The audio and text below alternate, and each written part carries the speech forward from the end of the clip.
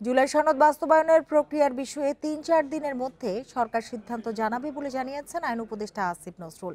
বিকেলে রাজধানীর বিচার প্রশাসন প্রশিক্ষণ ইনস্টিটিউটে মত বিনিময় সভায় তিনি একথা জানান।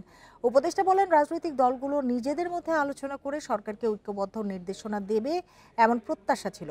তবে সেই প্রত্যাশায় বসে না থেকে সরকার নিজের মতো কাজ করেছে। জানান, সব দলের প্রত্যাশার সমন্বয়ে জনগণের স্বার্থে যে পদক্ষেপ নেওয়া দরকার তাই করা হচ্ছে।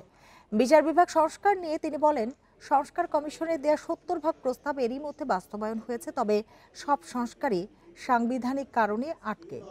এ সময় নির্বাচিত সরকারকে সংস্কার ধরে অনুরোধ জানান আসিফ নজরুল।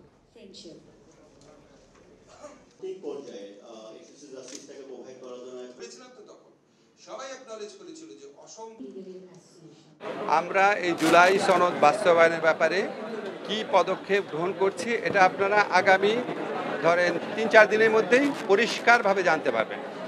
আমরা উপদেষ্টা পরিষদে বিভিন্ন পর্যায়ে আলোচনা করছি এবং আমরা চেষ্টা করছি সকল দলের প্রত্যাশার মধ্যে সমন্বয় ঘটিয়ে দেশের স্বার্থে, জনগণের স্বার্থে যেই ধরনের একটা পদক্ষেপ নেওয়া প্রয়োজন সেটাই আমরা নিতে যাচ্ছি।